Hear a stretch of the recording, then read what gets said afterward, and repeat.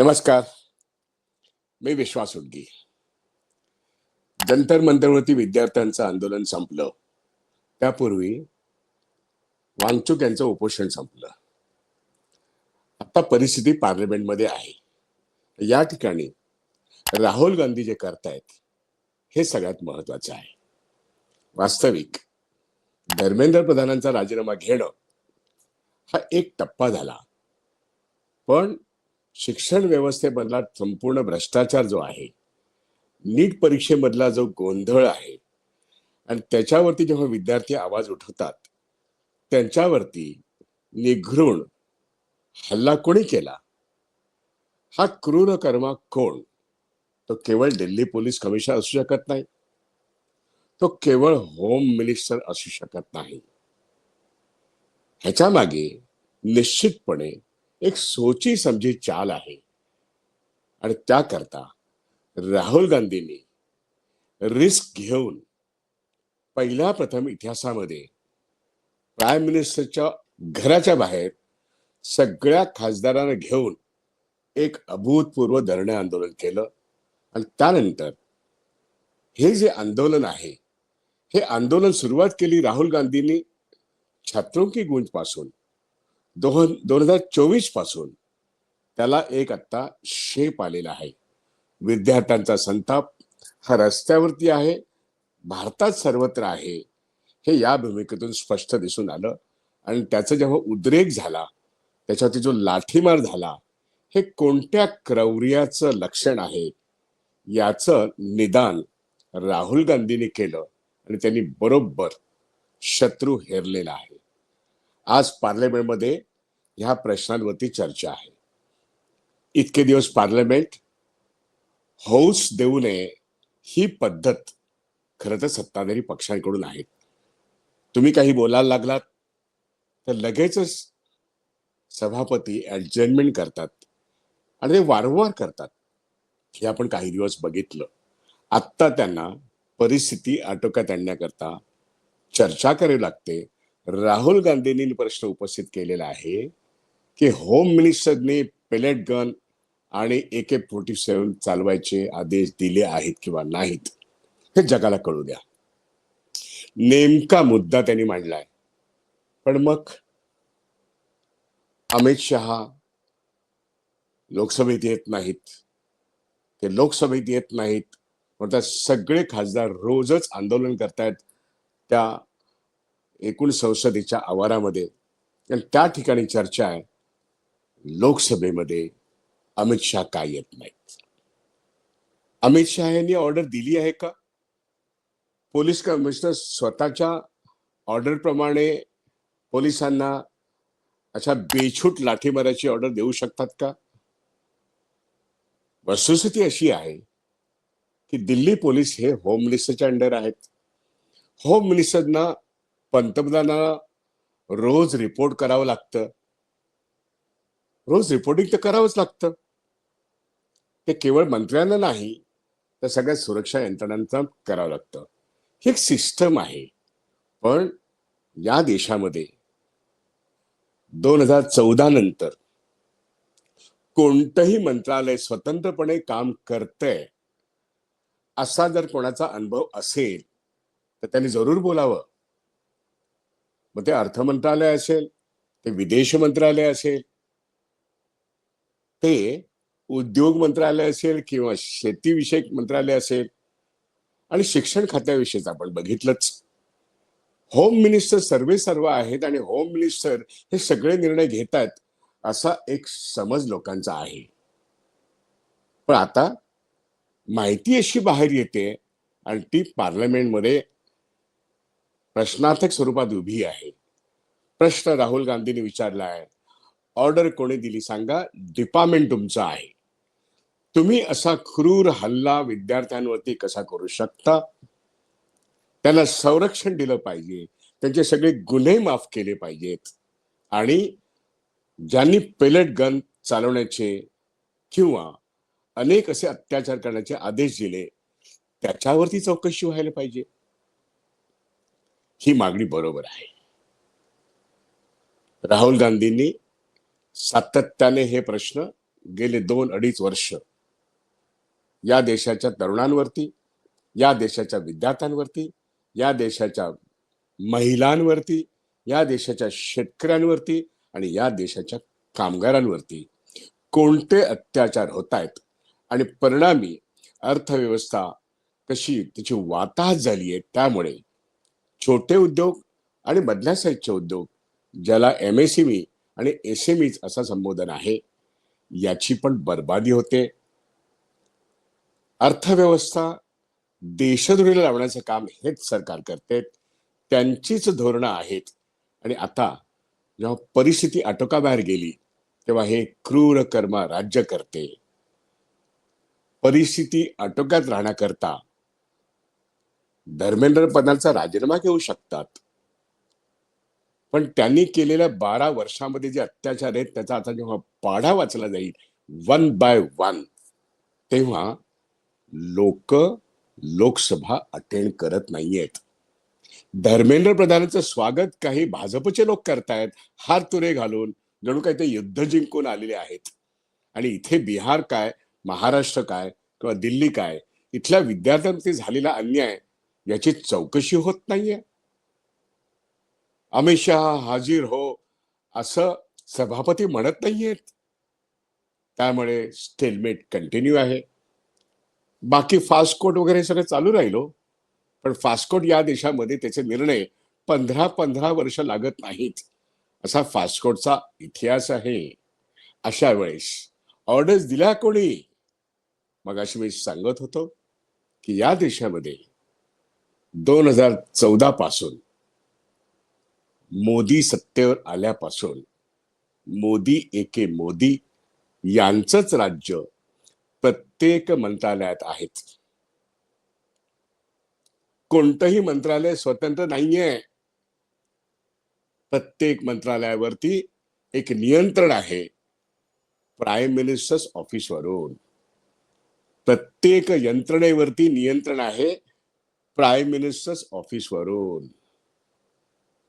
आणि म्हणून CJP अचानक मोठी कशी झाली इथपासून ते त्यांच्यावरती आता अत्यंत क्रूरपणे जो हल्ला झालेला आहे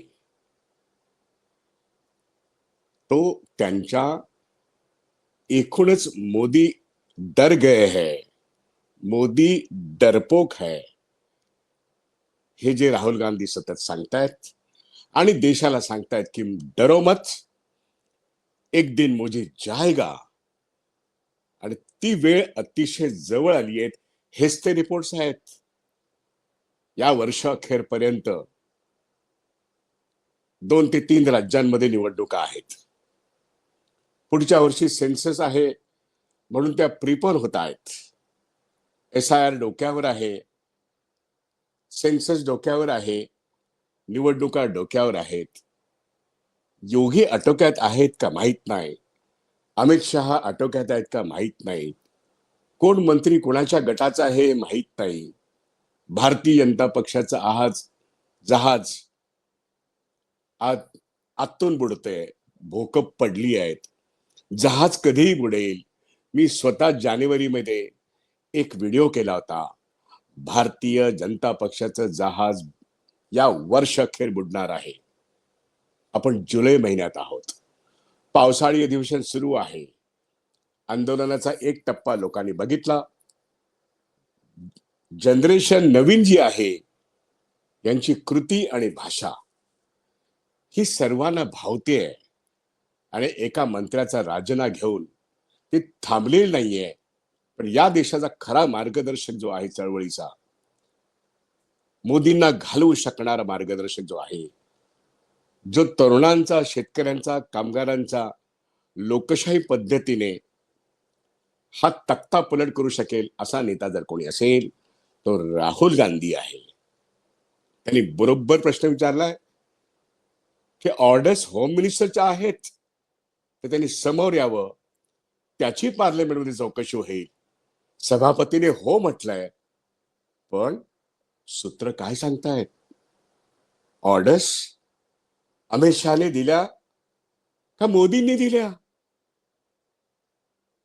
त्यामुळे सवाल, अमित शहा जबाब दो असा तर विरोधी पक्ष करणारच, पण मोदींनी जर ऑर्डर दिल्या असतील तर मोदींचा पराभव याच पार्लमेंटमध्ये, याच लोकशाही व्यवस्थेमध्ये बॅलेट बॉक्स मार्फत शांततापूर्ण लोकशाही पद्धतीने मोदींचं सरकार पडणं हे निश्चित आहे.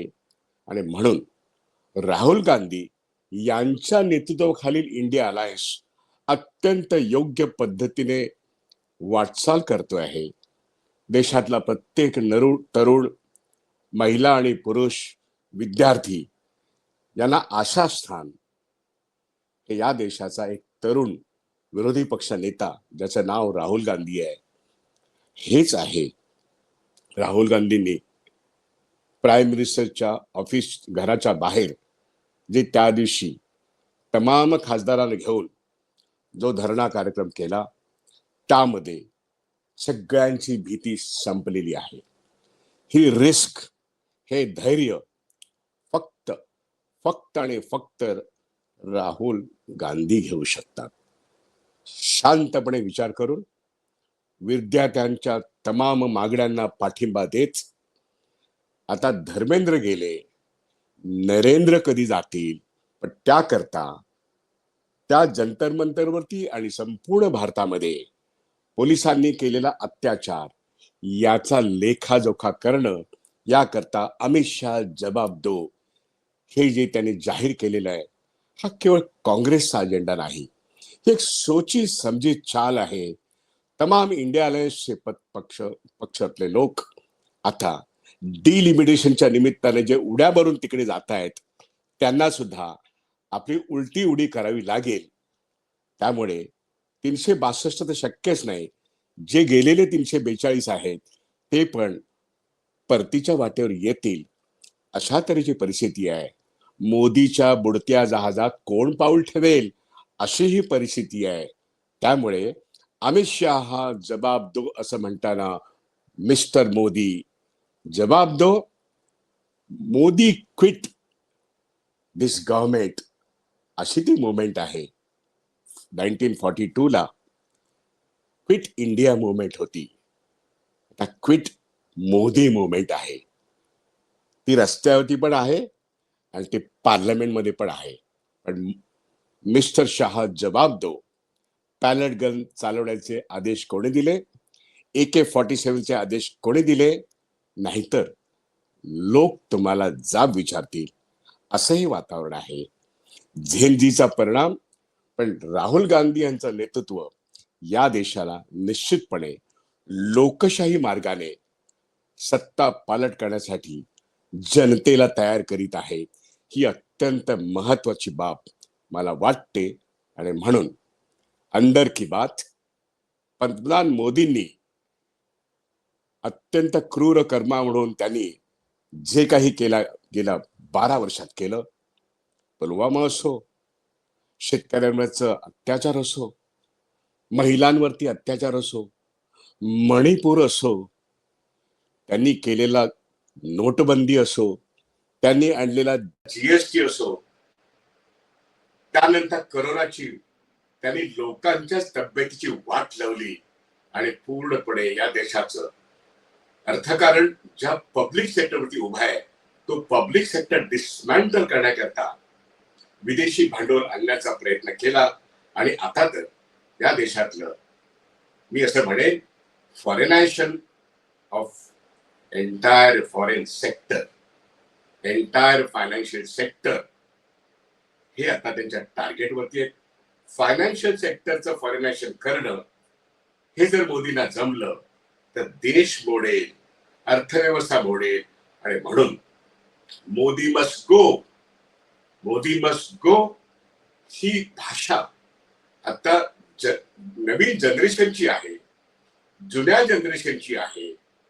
संपूर्ण आता लोकप्रियता राहुल गांधींची या देशामध्ये 85 ते 90% लोकांमध्ये आज राहुल गांधींचा आवाज घुमतोय आणि 10 ते 15% मोदी भक्त आज एका बाजूला आहेत. त्यामुळे सगळे दिवस सारखे नाहीत. पार्लमेंट चालू आहे.